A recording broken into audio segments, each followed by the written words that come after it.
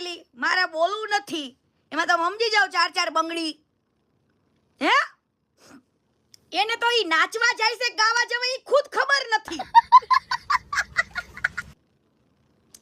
બરાબર એટલે જે હકીકતે જે સન્માનને પાત્ર છે એને બિરદાવવા જોઈએ બોલાવવા જોઈએ બરાબર એ વસ્તુ સાચી ખોટી છે એ તો છે જ અને મારે છે ને મમતા સોનીને પણ 2 શબ્દ કહેવા છે ઈ બેને અમારા સુરેન્દ્રનગરમાં ઠુમકા લગાવ્યા મમતા સોનીને કઈ વિક્રમ ઠાકોરના લીધે તું ફેમસ છું ને તને કોઈ ઓળખે છે મમતા સોની તને ઓળખે છે હવે મમતા સોનીનું મારે એક રેકોર્ડિંગ સાંભળો બેને અનફોલો કરી મને હવે કયા કારણોસર કરી ઓલા ભંગારને મળી હશે ને ભંગારે અનફોલો કરાવડાવી સમજો તો એને મેં કીધું કે ભાઈ મને અનફોલો અને મેં તને ફોલો નહોતી કરવાની કીધી આ સુરેન્દ્રનગરમાં આવી હતી ને વખાણ તે મારા કર્યા હતા અને તે મને ફોલો કરી હતી હવે વિક્રમ ઠાકોરના લીધે તું ઓળખાસ હે માર્કેટમાં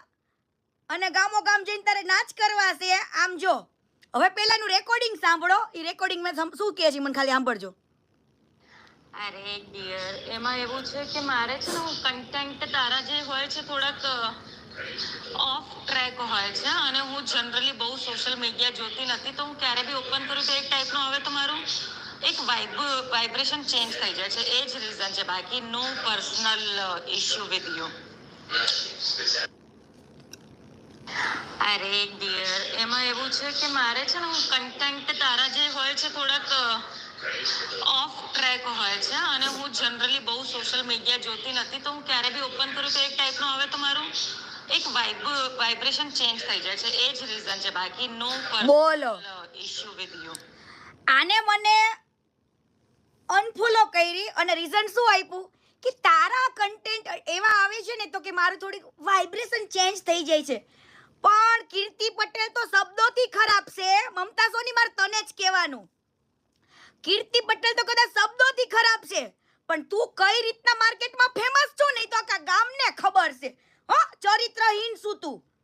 આમ જોઈ લે સુરેન્દ્રનગરમાં કેવા ઢુમકા લગાવતી હતી એક બાજુ પૂર્વ પ્રધાનમંત્રીના નિધનથી રાજકીય શોક જાહેર છે અને બીજી તરફ મમતા સોની પબ્લિક વચ્ચે ઠુમકા લગાવી રહી છે સુરેન્દ્રનગરમાં યોજાયેલા ઇન્ટરનેશનલ હે આવા ઢુમકા લગા તું તો નાચવા જાસ હે 15,000 માં નાચવા જાસ તો બેનને મારે ખાલી એટલું કહેવું છે કે તમને મારા કન્ટેન્ટથી પ્રોબ્લેમ આવ્યો મેં તમને ફોલો નહોતા કર્યા અને તમને ખબર નહીં કોકે કંઈક કીધું એટલે અનફોલો કર્યા પણ તમારા જેવા ઢુમકા અમે ચરિત્રહીન નથી તમે માર્કેટની અંદર કેવા ફેમસ છો ને 15,000 રૂપિયામાં એ આખા ગામને ખબર છે